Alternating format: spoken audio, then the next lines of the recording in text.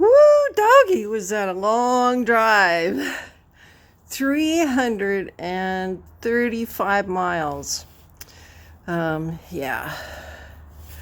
But it's time to celebrate. And you guys know what I say. When I'm working on projects, I can crack a beer.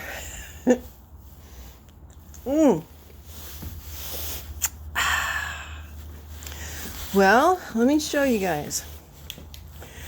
This right here is a beautiful 1-inch slab of white oak. And because John, the fellow that sold me these Dickinson stoves, that's the stove right there that's going to go in the boat. And there's another one up here that's even bigger. You need washed up with a power washer and some work, clean them up, put some new regulators and all in them, and then I'm going to sell them, 2 of them, and that'll help me fund some of my other boat stuff, which will be great. But that is a Pacific diesel stove right there. It has a hot water loop, it has a cast iron top to cook on, it has an oven, and it'll keep the cabin warm with diesel, which is the same fuel I have on the boat. A lot of BTUs, doesn't explode like propane. That's a good deal, right?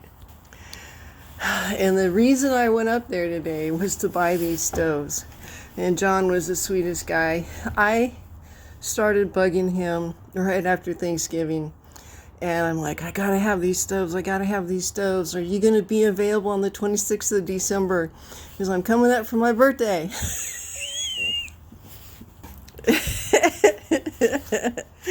He's like, I don't know what I'm doing in 3 or 4 weeks, lady. Call me later. So I did. I got a hold of him.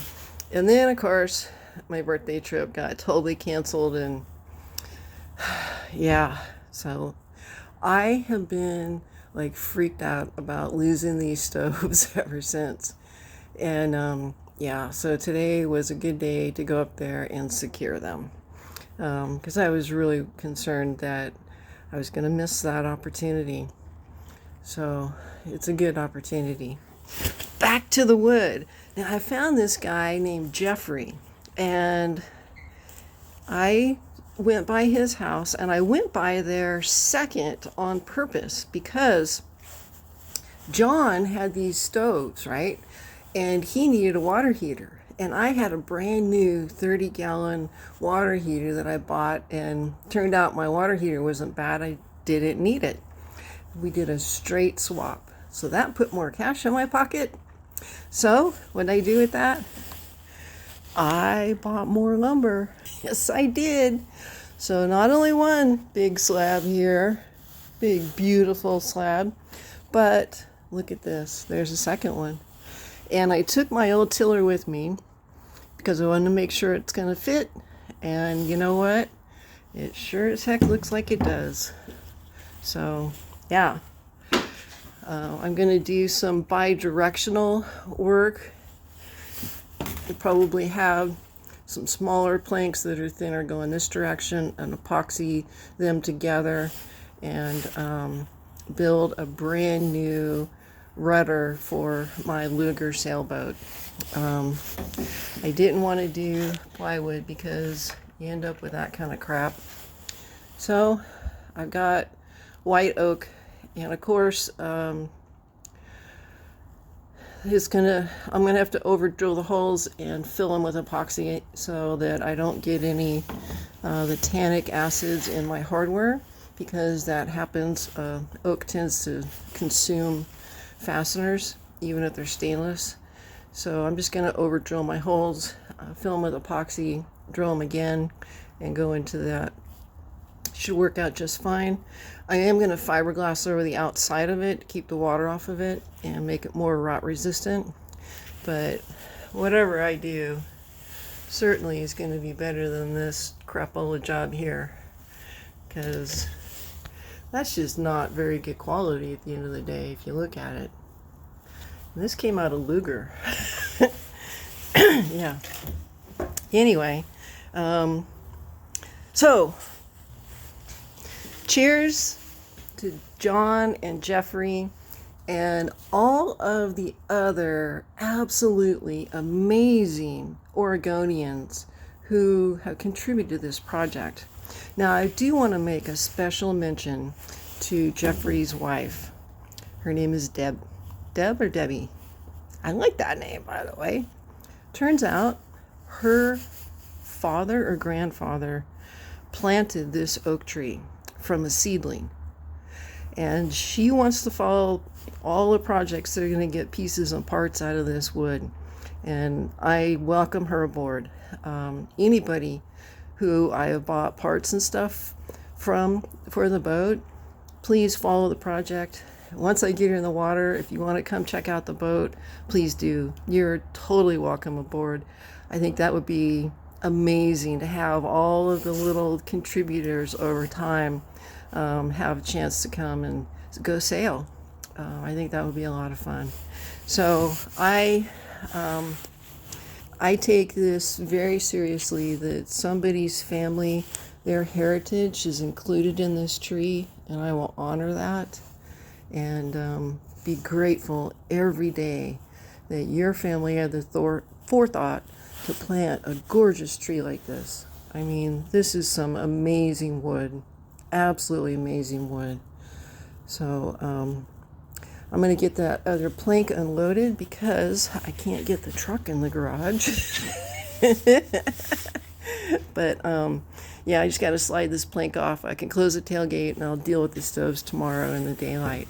But you know, I am just having so much fun putting this together.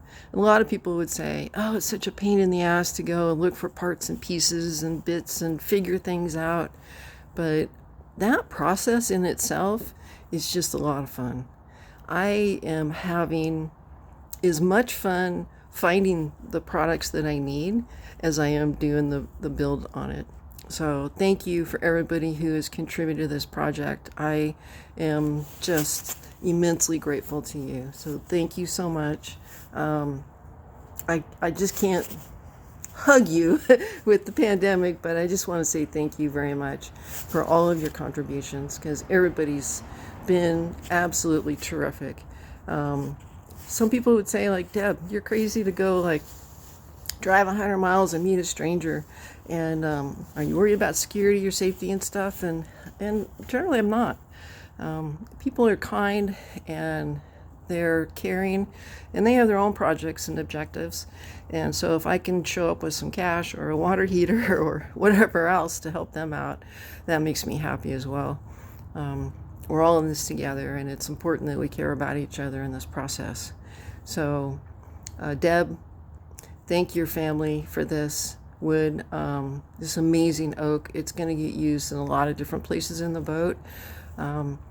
Maybe some countertops or sinks, things like that. We'll see. Certainly as backing blocks inside wherever I have rigging and stuff, I can make up a block, epoxy it on both sides, and that sucker will stay in there until I'm long gone, that's for sure. So thank you so much, really. And John, thank you for the great deal on these stoves, and I'm really happy that you needed my water heater. Barter and trade is still alive and well, especially in Oregon. So I'm going to get this board off the truck, and I'm going to drink another beer here because my body's going to hurt. I'm going to need some lubricant in there to keep it from seizing up. And I'm going to get the truck in the garage and call it a night. But very successful trip. I just love this kind of adventure anyway. I like to scrounge around for parts and pieces and make things up. And it's a fun journey. I am just having the time of my life. So thank you guys. I'm Dive Girl Deb, signing off. Good night, everybody. I love you.